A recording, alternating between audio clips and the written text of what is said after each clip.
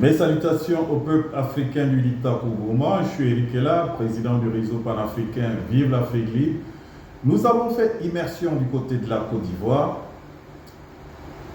où nous avons une énorme surprise. Le vice-président du PPACI, Awando Melo, qui est l'homme du réseau des BRICS, qui représente le président Laurent Gbagbo au niveau des BRICS, un brillant technocrate, un cadre du PPACI, annonce sa candidature à l'élection présidentielle parce qu'il considère qu'il faut avoir un plan B et que la politique, la chaise vide ne paye pas. Je vous souviendrai que le nom du président Laurent Gbagbo ne figure toujours pas au niveau de la liste électorale. Le nom du Tidiane Thiam non plus.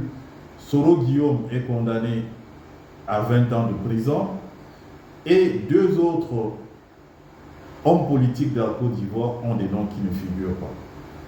Donc, Awando Melo a décidé d'être candidat à l'élection présidentielle pour représenter, soi-disant, le PPACI. Nous, les gars, nous disons non. Nous sommes les Gbagbouriens. Laurent Gbagbo a été déporté à la Cour pénale internationale où il a fait 7 ans de prison. Toutes ces personnes avaient le champ libre pour créer leur parti politique, pour se positionner. Il n'en est rien eu. Nous avons vu qu'ils avaient créé un boulevard au parti d'Alassane Dramane Ouattara, qui était là, qui régnait à Abidjan, sans opposition sur le territoire national. Le retour de Laurent Gbagbo a rabattu les cartes. Laurent Gbagbo est le seul qui critique le pouvoir et le seul opposant qui existe. Maintenant, comme par enchantement, on voit l'émergence de beaucoup de ces lieutenants qui décident maintenant de prendre la relève. Ils veulent enterrer le père pendant qu'il est encore vivant. Nous disons à Awando Melo qu'il est utopique parce que je ne sais pas sur quoi il compte. Il n'a pas une base électorale. Ce n'est pas un homme de terrain comme Damana Adiabikas, comme Kwa Justin, comme beaucoup d'autres qui sont sur le terrain de façon permanente. Je ne sais pas sur qui il compte pour pouvoir aller gagner une élection présidentielle. Donc, je tenais à dire à Awando Melo que sa démarche est utopique. On a vu déjà certains lieutenants qui ont disparu complètement de la scène politique, dont l'ancien président de l'Assemblée nationale, qui est maintenant inexistant.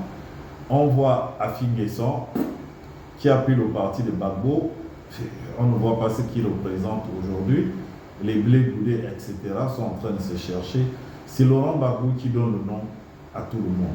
Quand on se détache de Laurent Gbagbo, quand on se démarque de Laurent Gbagbo, on n'existe plus politiquement à Abidjan parce que c'est Gbagbo que nous on connaît, c'est Gbagbo que les Ivoiriens, nous les panafricains, nous connaissons. C'est sa lutte que nous respectons, c'est sa résiliation. C'est quelqu'un qui a été bombardé, qui n'a pas fui comme la plupart des présidents. Il a assumé, il a fait la prison, il a mené ses combats. Donc quand on voit ces lieutenants qui décident d'être candidats à l'élection présidentielle en comptant sur les militants de Gbagbo, nous disons non et nous disons à toutes ces personnes que sans le nom de Gbagbo, quand on s'affranchit du nom de Gbagbo, on disparaît tout simplement comme Mamadou Koulibaly et pourtant un brillant économiste intellectuel, mais politiquement, vous disparaissez. Je tenais à donner ces conseils à mon frère Awando Melo de faire un rétropédalage, de demander des excuses au président Laurent Gbagbo. Moi, je vous dis au revoir, que Dieu vous bénisse depuis vos différentes positions.